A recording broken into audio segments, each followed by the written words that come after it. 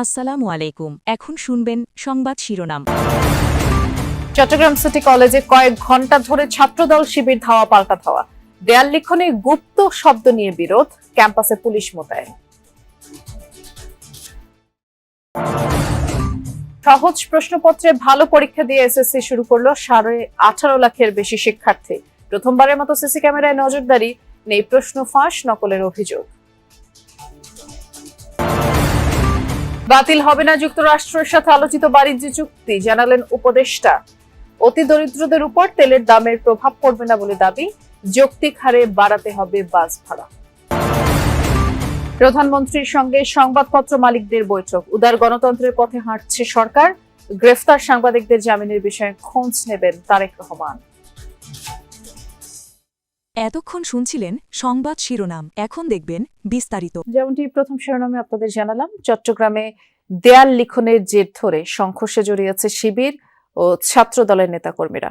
দুপুরে সিটি কলেজের সামনে লাঠি সোটা দেশীয় অস্ত্র নিয়ে সংঘাতে জড়ায় তারা, চলে ধাওয়া পাল্টা ধাওয়া। পরে পুলিশ পরিস্থিতি নিয়ন্ত্রণে আনে। উভয় পক্ষের দাবি, হামলায় তাদের বেশ কয়েকজন গুরুতর আহত হয়েছেন। দিনভর এভাবে দফায় দফায় সংঘর্ষে জড়ায় চট্টগ্রাম সিটি কলেজ ছাত্রদল এবং ছাত্র শিবিরের কর্মীরা।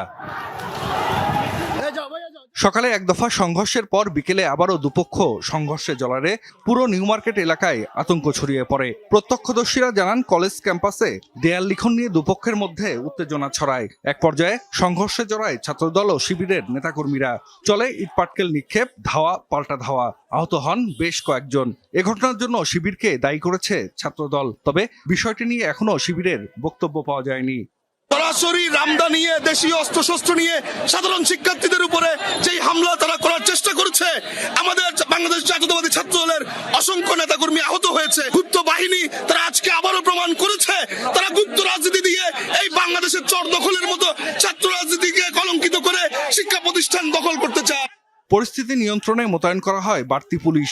এক পর্যায়ে পুলিশ লাঠিচার্জ করে দুপক্ষকে ছত্রভঙ্গ করে দিলে আবারও সড়কে অবস্থান নেয় উভয় পক্ষ। মূলত এমনি সিটি কলেজের এই ছাত্রদের দুই পক্ষের মধ্যে যেই উত্তেজনা ছিল, তারই অংশ হিসেবে মোটামুটি একটা প্রতিবাদ থেকেই তাদের মধ্যে এই ধাওয়া পাল্টা দেওয়া শুরু। তো আপাতত এই ক্ষেত্রে এই যে বেশ কয়েকজন ছাত্র যারা আছে তারা হলো রাস্তা অবরোধ আপাতত করেছে। তো আপাতত কোনো থ্রেট নাই, আমাদের পুলিশেরও উপস্থিতি আছে। এ পরিস্থিতিতে কলেজের ক্লাস ও নির্ধারিত পরীক্ষা স্থগিত করা হয়। তবে জাতীয় বিশ্ববিদ্যালয়ের অধীনে ডিগ্রি দ্বিতীয় বর্ষ ও মাস্টার্সের পরীক্ষা হয়েছে। দিনের শুরুর সব শঙ্কাভীতি উবে গেছে দুপুরে। প্রথম দিনের পরীক্ষা দিয়ে এসএসসি সমমানের শিক্ষার্থীরা জানালেন, প্রশ্নপত্র জানার মাঝেই ছিল, তাই বেশ ভালো হয়েছে পরীক্ষা। আর কেন্দ্রের সার্বিক পরিবেশ নিয়েও সন্তুষ্টি জানিয়েছেন জীবনের প্রথম পাবলিক পরীক্ষায় বসা শিক্ষার্থীরা। মন্ত্রী জানিয়েছেন, শিক্ষা খাতে সাইবার ক্রাইম কমাতে কাজ চলছে। প্রথম দিন প্রশ্ন ফাঁস কিংবা নকলের কোনো অভিযোগ না থাকার কথা জানিয়ে বলেছেন, পরীক্ষার পুরোটা সময়ে সজাগ থাকবে মন্ত্রণালয়। বাংলা প্রথম পত্র পরীক্ষার পর এমন স্বস্তি আর উচ্ছ্বাস। শিক্ষার্থীরা বললেন, এতটা সহজ হবে প্রশ্নপত্র, এটা তাদের ভাবনায়ও ছিল না। সেনাপল্লী হাই স্কুল কেন্দ্রের 9টি প্রতিষ্ঠানের 600 শিক্ষার্থীর প্রায় সবার মাঝেই উপচে পড়া আনন্দ। এর আগে সকাল 10টায় যখন পরীক্ষা শুরু হয়, তখন চিন্তার ভাঁজ ছিল সবার মাঝেই। সকাল 8টায় বাড্ডা হাই স্কুলের সামনে শেষ সময়ের পড়াশোনা ঝালিয়ে নিচ্ছিলেন সবাই। তখনও চাপা আতঙ্ক শিক্ষার্থী অভিভাবকদের মাঝে। আগেই তো ভয় দেখাই দিচ্ছে, ভয় তো ঢুকে গেছে ভিতরে। আমাদের প্রিপারেশন ভালো, তাই আমাদের কোনো ভয় নাই। এক সময় বলে এই সাইলেন্স বেল্ট, এই এটা হবে ওটা হবে, তো ওদের আতঙ্ক আর কি। ভয় নাই, আমি তো পড়ে আসছি। যারা পড়েছে তাদের কোনো ভয় আছে? পরীক্ষা শুরু 30 মিনিট আগেই কেন্দ্রে প্রবেশের নির্দেশনা থাকলেও তারও আগে ভাগে হাজির হয় পরীক্ষার্থীরা। তবে পরীক্ষা শুরুর পর কেন্দ্রে আসায় পরীক্ষা দিতে পারেননি ভাসানটেক স্কুলের সাদিয়া পারভিন মৌ। আমি আগে রেডি হয়েছিলাম, কিন্তু আমার আম্মু আসলে হুট করে অসুস্থ হয়ে গেছে। তিনি কথাও বলতেছিল না, কোনো কিছুই বলতেছিল না।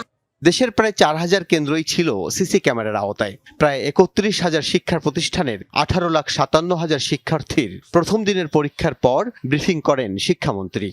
সাইবার ক্রাইম যেন আমার এই সেক্টরে না হয়, এটা আমার অনেক দিন ধরে পূর্ব প্রস্তুতি আমার ছিল, এবং সাইবার ক্রাইম স্পেশালিস্টদেরকে আমি যারা যারা সংশ্লিষ্ট রয়েছে এই প্রশ্নপত্র এবং ম্যানেজমেন্টের সাথে তাদের জ্বালানির দাম বৃদ্ধির প্রভাব খাদ্যমূল্যের উপর পড়বে না বলে মনে করেন বাণিজ্য মন্ত্রী। জানান, অযৌক্তিকভাবে দাম বৃদ্ধি ঠেকাতে বাজার মনিটরিং সহ বিভিন্ন পদক্ষেপ নেওয়া হচ্ছে।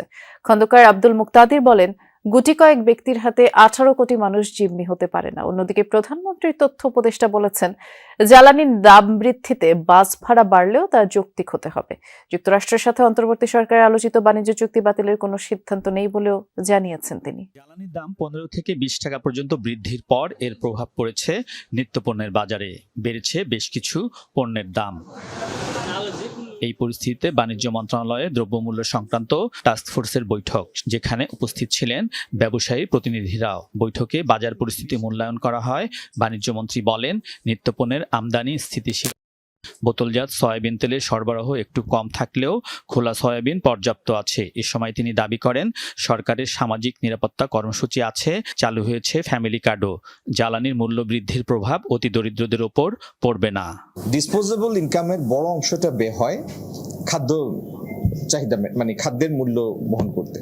খাদ্য মূল্য, ঘর ভাড়া, এটাতেই নিম্নবিত্তদের পুরো টাকাটা শেষ হয়ে যায়। সেইখানে এই জ্বালানির মূল্য বৃদ্ধির জনিত যে ইম্প্যাক্ট, সেটা এত ন্যূনতম, যেটা খাদ্য মূল্যের উপরে এটার কোনো বিরূপ প্রভাব পড়বে না। বাজারে কোনো জল্পনার কারণে যেন মূল্যস্ফীতি না হয়, সেজন্য বাজার পর্যবেক্ষণে নেওয়া হচ্ছে বিভিন্ন পদক্ষেপ। কখনো আমরা যদি অনুভব করি যে এখন আরো বর্ধিত আকারে পর্যবেক্ষণের দরকার, মার্কেট ওয়াচ করা দরকার, সেটি আমরা করব, সেটা কোনো সমস্যা নেই। এই সরকার মানুষের মনোনীত নির্বাচিত সরকার।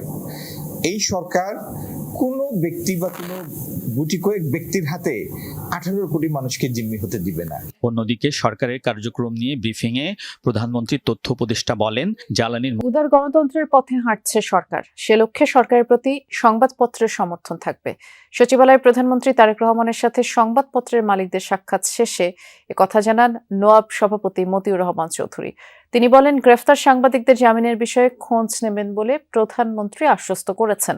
আর তথ্য প্রতিমন্ত্রী বলেছেন, প্রতি 3 মাসে একবার সম্পাদকদের সঙ্গে বৈঠক করবেন সরকার প্রধান। প্রধানমন্ত্রী সচিবালয়ে মন্ত্রিপরিষদ বিভাগে নিজ কার্যালয়ে পৌঁছার পর একে একে সেখানে আসেন বিভিন্ন মন্ত্রণালয়ের দায়িত্বপ্রাপ্ত মন্ত্রীরা। পরে ক্রয় সংক্রান্ত কমিটির সভাপতিত্ব করেন তারেক রহমান। প্রধানমন্ত্রীর সঙ্গে বৈঠক করেন সংবাদপত্র মালিকদের সংগঠন নোয়াবের নেতৃবৃন্দ। বৈঠক শেষে নোয়াব সভাপতি মানবজমিনের সম্পাদক মতিউর রহমান চৌধুরী জানান, অতীতের সরকারের মতো গণমাধ্যমের জন্য প্রতিকূল পরিবেশ তৈরি করবে না বলে আশ্বস্ত করেছেন প্রধানমন্ত্রী। প্রেস ফ্রিডমের কথা আমরা বলেছি। প্রেস ফ্রিডমে তিনি বলছেন যে আমি কাউকেই হস্টাইল করতে চাই না। এটা খুব ভালো কথা। কোন রাষ্ট্রপ্রধান, সরকার প্রধান এটা বলেন নাই। আমরা এটা ওনাকে স্মরণ করেছি যে আগের সরকারগুলো কি করেছে, তিনি এটা জানেন সবই। উনি বলেছেন যে আমরা সেই পথে যাব না।